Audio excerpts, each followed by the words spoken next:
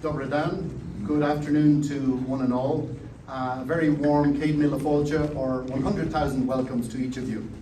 Minister Dvorak, Excellencies, friends, thank you for joining us here this afternoon to mark and to celebrate St. Patrick's Day, which, as well as being a fun holiday in lots of parts of the world, is also Ireland's National Day.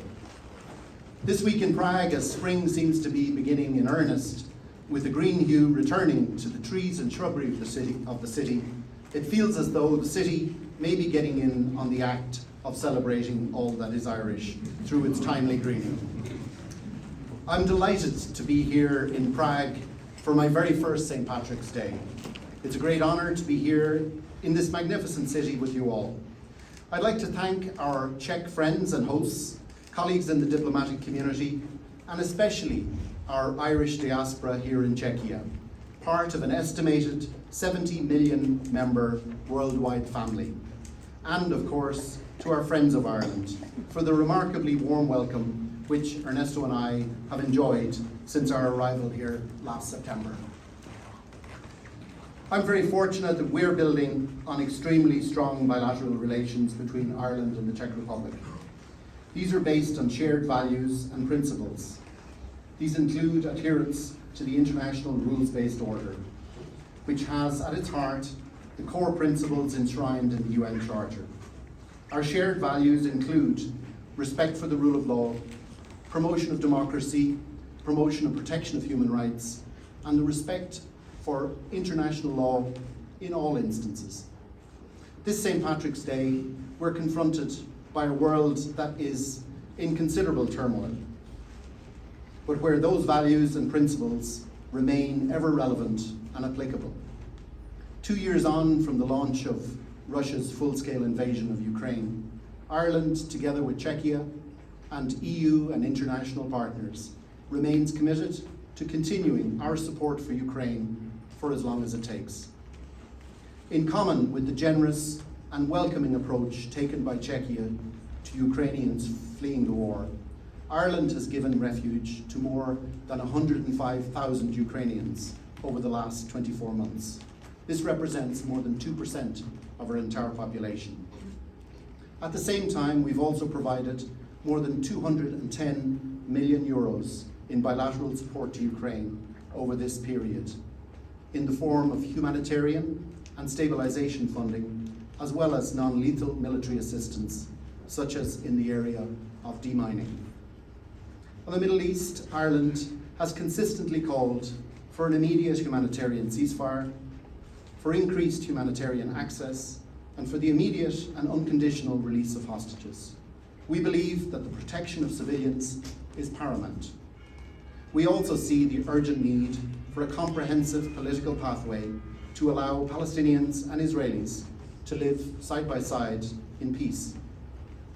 Closer to home on the island of Ireland, we welcome last month's restoration of the Assembly and Executive in Northern Ireland.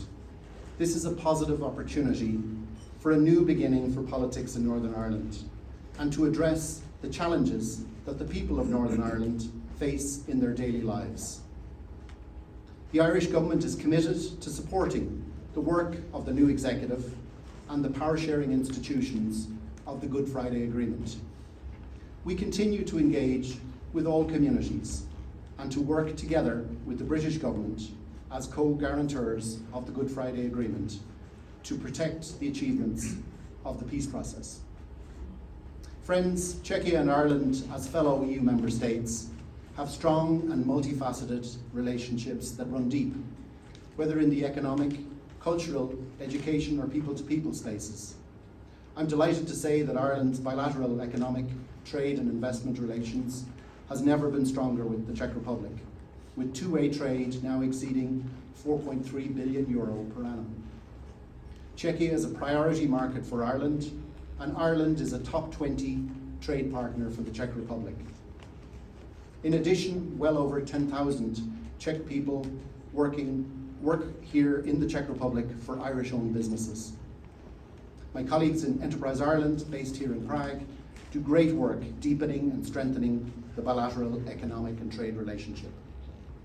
Friends, I've been really astounded by the appetite for and the appreciation of Irish culture here in the Czech Republic. Whether that's our music, our dance, our literature, our theatre, or, given the week that's in it, our film, well done to Cillian Murphy.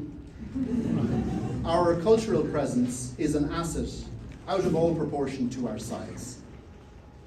Continually renewed with fresh, creative talent and building visibility, engagement, and understanding of Ireland.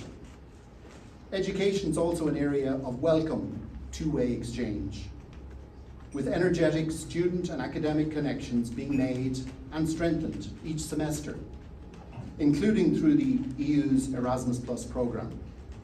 Happily, increasing numbers of Czech students are discovering Ireland's offering as a safe, friendly, and quality education destination where native English is spoken while remaining within the European Union with all the certainty and supports that implies and indeed delivers. Before I conclude, I want to look forward to what I hope and trust will be a very important anniversary coming up in just 6 weeks' time. On the 1st of May, the Czech Republic will mark 20 years of EU membership. That's 20 years of contributing to, 20 years of influencing in, and 20 years of certainly benefiting from the remarkable stability and prosperity which the European Union provides. I'm proud to recall that Ireland held the presidency of the Council of the EU when 10 new EU member states, Czechia among them, joined on the 1st of May 2004, which we termed the Day of Welcomes, when leaders gathered in Dublin's aptly named Phoenix Park to mark and to celebrate the bringing back together of sundered parts of Europe. We in Ireland last year celebrated 50 years of our EU membership. For Ireland, that's been a half century of remarkable transformation, not just economically, but also politically and socially. In that context, especially, I am honoured that Minister for European Affairs, Martin Dvorak, has joined us this afternoon, and I am delighted to ask him to address us now. Minister. Alan, Excellencies, distinguished guests, ladies and gentlemen. Before I continue, I must draw your attention to a rather unconventional accessory I have chosen to have. The green dye adorning my sleeve. It is, in fact, an Irish presidency tie, and not to the occasion. If you find it clashes with the rest of my attire, you are absolutely correct. Allow me to share with you some thoughts that are very dear to me. As I recently discovered, a significant part of my bloodline is Southern. This connection resonates deeply with me, as does the topic of European Union expansion. As we gather here to celebrate the feast of St. Patrick, it is important to reflect on the significance of this day. St. Patrick's Day is not just a celebration of Irish culture and heritage, but it's also a symbol of resilience, unity, and the power of faith. St. Patrick, through his missionary work, brought Christianity to Ireland and played a pivotal role in shaping the history and identity. Let me now share with you a piece of my very first conversation with Ambassador Gibbons. And he told me that when Ireland first joined the European community, they were met with skepticism. Similarly, when 10 countries, including Czechia, joined the EU, and as Alan already said, Ireland held the presidency, and once again, there was a sense of suspicion towards the newcomers. And today, as we look at the Western Balkan countries, as well as Ukraine and Moldova, aspiring to join, we may find ourselves viewing them with a similar sense of skepticism. However, our own journey, as well as the Irish one, throughout this process has shown that we are capable of being part of European community. It is this experience that uniquely qualifies us to assist these new countries in their aspirations. And I'm sure we shall do that. In closing, let us embrace our shared heritage, the spirit of St. Patrick, and our commitment to European unity. Together, we can continue to build a stronger, more inclusive Europe for generations to come. Thank you for listening.